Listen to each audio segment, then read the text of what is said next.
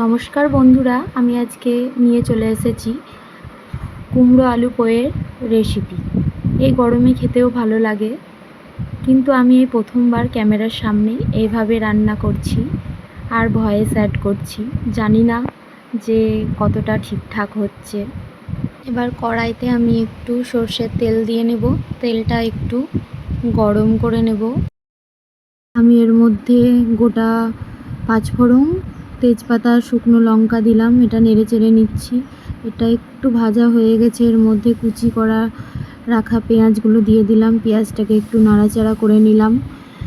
পেঁয়াজটাকে নাড়াচাড়ার পরে হালকা এটা একটু লাল হয়ে গেছে। এর মধ্যে কুমড়ো, আলু আর পুঁই শাকের ডাঁটাগুলো দিয়ে দিলাম। এটাকে আমি আবার নাড়াচাড়া করে নেব।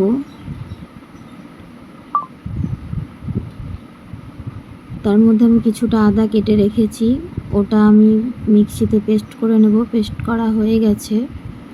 আবার এটাকে আমি নাড়াচাড়া করে নিলাম। কিছুক্ষণ এইভাবে নাড়াচাড়া করার পর একটু লাল করে ভেজে নেব। এটাকে আমি লাল করে এটা হালকা ভাজা হয়ে গেছে। এর মধ্যে আদা বাটাটা দিয়ে দেব। আদা বাটাটা দেওয়ার পরে নাড়াচাড়া করে নিলাম। এর মধ্যে পরিমাণ মতো লঙ্কার গুঁড়ো, 1 চামচ জিরে গুঁড়ো, হলুদ পরিমাণ মতো, লবণ পরিমাণ মতো আর একটু জল দিয়ে নেব। এটাকে আমি একটু কষে নেব।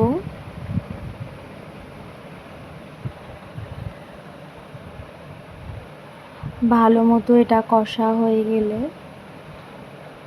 আমি এটা নাড়াচাড়া করার পর আবার একটু ঢাকা দিয়ে নেব। আর গ্যাসটা একটু আমি কমিয়ে নেব। তারপর 2-3 মিনিট গ্যাসটা কমানোই থাকবে আর ঢাকাটাও দেওয়া থাকবে। তারপরে খুলে নেব। তারপরে আমার কষানো হয়ে গেছে। এরপরে আমি পুঁই শাকগুলো দিয়ে নেব। পুঁই শাকটা কুচি ছিল, এর জন্য আমি একটু বড় করে কেটেছি। আপনারা চাইলে একটু ছোট করেও কেটে নিতে পারেন। আবার আমি একটু নাড়াচাড়া করার পরে চিনি অ্যাড করব। চিনিটা দিলে একটু খেতেও ভালো লাগে। চিনিটা দেওয়ার পরে আমি ওটাকে আবার নাড়াচাড়া করার পর ঢাকা দিয়ে নেব। গ্যাসটা একবারে কমানো আছে, এর জন্য আমি একটু বাড়িয়ে নেব। পুঁই শাক থেকে জল বেরিয়ে এসছে।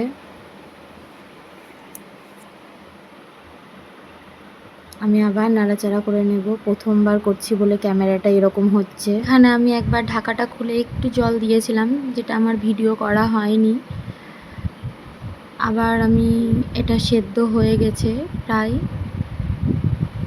এবার এটাকে নামিয়ে নেব। নামিয়ে নেওয়ার পরে আমি আবার কড়াইতে তেল, সামান্য একটু পাঁচফোড়ন আর রসুন আর কাঁচা লঙ্কা দিয়ে নেব। এটা আমি আবার ছুঁকে নেওয়ার জন্য। আপনারা চাইলে এখানে চিংড়ি মাছ অ্যাড করতে পারেন, কিন্তু আমি আজকে বাজারে চিংড়ি পাইনি। এই জন্য আমি রসুন আর কাঁচা লঙ্কা আর সামান্য একটু পাঁচফোড়ন দিয়ে আবার ফোড়ন দিচ্ছি। আর চিংড়ি মাছ থাকলে এগুলো কিছুই দেওয়ার দরকার নেই। সেখানে চিংড়ি মাছ দেওয়ার পরে তরকারিটা আবার আপনি এখানে ছুঁকে নেবেন। আর এই প্রথমবার করলাম, কেমন হচ্ছে একটু কমেন্টে জানাবেন। আমার রান্না প্রায় কমপ্লিট।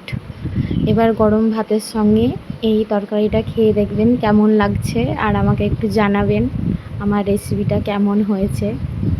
প্রথমবার করলাম তো, ভুল হলে ক্ষমা করবেন। এতক্ষণ ধরে আমার এই রেসিপিটা দেখার জন্য অসংখ্য ধন্যবাদ আপনাদের। ভালো থাকবেন সবাই।